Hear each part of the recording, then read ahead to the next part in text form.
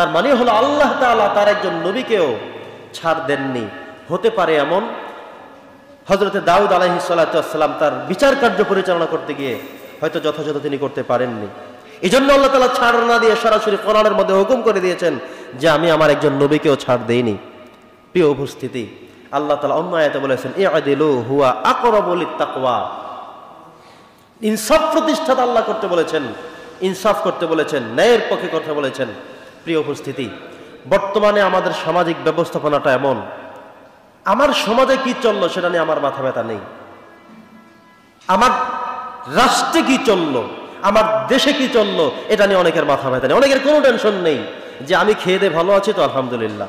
না, এটার নাম শুধুমাত্র না, বরং আপনাকে আল্লাহ তাআলা যে আদালত দিয়েছেন, বিবেক দিয়েছেন, বুদ্ধি দিয়েছেন, এটা দিয়ে যেভাবে আপনি আপনার ফ্যামিলি পরিচালনা করবেন, একই সাথে আপনার রাষ্ট্র পরিচালনার ক্ষেত্রে, দেশ পরিচালনার ক্ষেত্রে ন্যায়ভাবে ইনসাফ ভিত্তিতে পরিচালনা করা হচ্ছে কিনা সেই বিষয়ে আপনাকে চিন্তা করতে হবে। ঠিক মতো চললে আলহামদুলিল্লাহ দোয়ায় শামিল হবে, ঠিক মতো না চললে আপনি আপনার জায়গা থেকে প্রতিবাদের ঝড় তুলতে হবে, প্রত্যেকের জায়গা থেকে করতে হবে। আপনি মেম্বারের সামনে বসা আছেন, উল্টা পাল্টা বিচার হচ্ছে, চেয়ারম্যানের সামনে বসা আছেন, টাকা দিয়ে এক পক্ষ রায় নিয়ে চলে যাচ্ছে, আদালতে আছেন, উল্টাপাল্টা রায় হচ্ছে, সেখানে আপনাকে প্রতিবাদ গড়ে তুলতে হবে।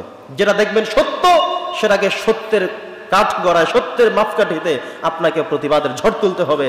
আর আপনি চুপচাপ থাকবেন যে হোক যা হবার হোক, আমার কি, এই কথা বলার কোনো সুযোগ নেই। আপনি যদি দেখেন আপনার বাবা উল্টাপাল্টা কথা বলে, বাবাকে বলবেন যে বাবা আমি জানি এটা রাইট, এটা রং, কেন আপনি করছেন? হযরত ওমর রাদিয়াল্লাহু তাআলা আনহুর সময়ে উনি গভীর রাতে বের হয়ে যেতেন এলাকায়, গ্রামে, সমাজে, দেখতেন যে মানুষের কি হাল পরিস্থিতি। একদিন সকালবেলা এক বাড়িতে গিয়ে তিনি পৌঁছালেন, বেড়ার পাশে দাঁড়ালেন, তিনি শুনলেন একজন মা গরুর দুধ দহন করে, গাভীর দুধ দহন করে, তিনি সেটার মধ্যে পানি মিশানোর জন্য ষড়যন্ত্র শুরু করলেন। মেয়ে বলল, মা থামুন, দুধের মধ্যে আপনি পানি কেন মিশাচ্ছেন, এটা তো অন্যায়।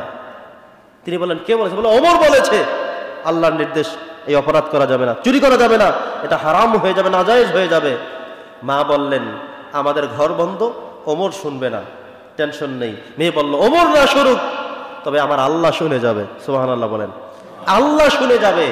ওমরকে ভয় তো পরের কথা, ভয় করতে হবে কাকে? আল্লাহ তাআলাকে ভয় করতে হবে। অতএব আল্লাহ তাআলার ভয়ে এই মেয়ে তার মাকে দুধের সাথে পানি মিশ্রিত করতে দেয়নি। কিছুক্ষণ পর ওমর রাদিয়াল্লাহু তাআলা সামনে গিয়ে সালাম প্রদান করে ঘরে প্রবেশ করে বললেন যে এই ঘটনা হচ্ছিল ঘরের মধ্যে, এবং ওমর রাদিয়াল্লাহু এই মেয়ের এই সততা দেখে, ইনসাফ দেখে, ন্যায় নিষ্ঠা দেখে সিদ্ধান্ত গ্রহণ করে তার ছেলেকে বললেন, তোমার জন্য আমি মেয়ে পছন্দ করেছি, যে ইনসাফের উপর প্রতিষ্ঠিত, ন্যায়ের উপরে প্রতিষ্ঠিত, সেই মেয়েকে তোমার বিয়ে করা লাগবে। সুবহানাল্লাহ। তিনি ঠিক তাই বাস্তবায়ন করলেন। কার মেয়ে সেটা দেখার বিষয় না, বরং এই মেয়ে আল্লাহকে ভয় করে, মন থেকে করে।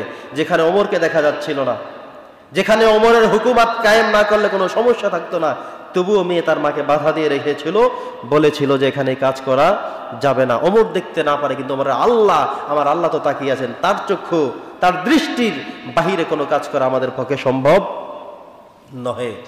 বন্ধুগণ আমার, তো আপনি যখন বিচার কার্য করবেন, যেখানে থাকবেন, যেভাবে থাকবেন, আপনার ইনসাফ থাকতে হবে ভিতরে। আপনি যদি সন্তান হয়ে থাকেন, আপনার মা যদি মিথ্যা বলে, উল্টা বলে, রং বলে, তাকে সেটা শুধরে দিবেন, বাতলে দিবেন, বলবেন, চুপ থাকার সুযোগ নেই। বাবা করলে তাকেও বলবেন, আপনার সমাজের মানুষ করলে সেখানেও প্রতিবাদী হয়ে উঠবেন, আপনার রাষ্ট্র করলে রাষ্ট্রকেও ছাড় দেওয়ার কোনো সুযোগ নেই। সম্মানিত উপস্থিতি, আমাদের দেশের বর্তমান একটি সবচেয়ে বিপদকালীন সময় চলছে, সবচেয়ে বড় সাংকেতিক চিহ্নের একটি সময় চলছে। এই সময়ের জন্য আমাদের প্রত্যেকের যার যার জায়গা থেকে রব্বে করিমের দরবারে আমাদের দোয়া করা সবচেয়ে বেশি জরুরি।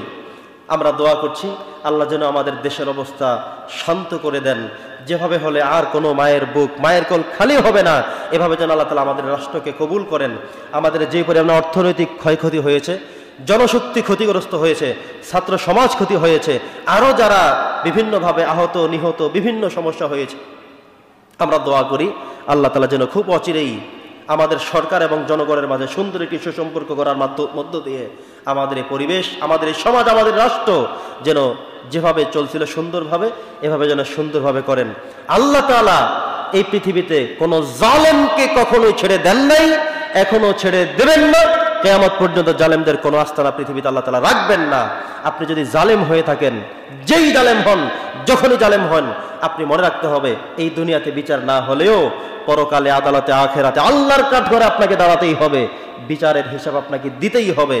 এজন্যে যে যেখানে আছি, যে যেভাবে আছি, শুরু থেকে আমি বলে আসছিলাম, ভূমিকা থেকে টেনেছিলাম, আপনি একজন বাবা হয়েও জালেম হতে পারেন যদি সন্তানদের মাঝে ইনসাফ করতে না পারেন। আপনি একজন বড় ভাই হয়েও, আপনি একজন শুধু ভাই হয়েও বোনদের মাঝে ইনসাফ না করার কারণে আপনি জালেম হতে পারেন।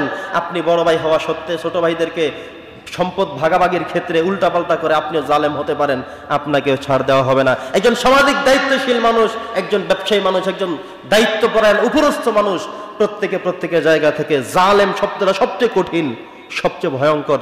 আল্লাহ বলছেন যার উপরে জুলুম করা হবে, যিনি জুলুম করবেন আর যিনি মাজলুম হবেন, এই দুজনের মাঝে একটা বিশাল পার্থক্য। মাজলুম ব্যক্তি যদি হাত তুলেই শুধুমাত্র আল্লাহর কাছে ফরিয়াদ জানায়, আল্লাহ তাআলা বলছেন এই মাজলুমের মাঝে আমি আল্লাহর মাঝে কোনো পর্দা থাকে না, সাথে সাথে অ্যাটাক হয়ে যায়, দোয়া কবুল হয়ে যায়। জন্য মাজলুম কে ভয় করতে হবে। একজন জালেম কখনো তিনি নিরাপদে পার পেয়ে যেতে পারবে না, এই পৃথিবীতেও না, পরকালেও না। আল্লাহ বলছেন জালেমের জন্য সবচেয়ে বেশি ধিক্কার, সবচেয়ে বেশি শাস্তি দুনিয়াতে এবং আখেরাতে, পরকালেও। এজন্য আমাদেরকে মাজলুম হওয়া ভালো, জালেম হওয়া কখনোই ভালো নয়।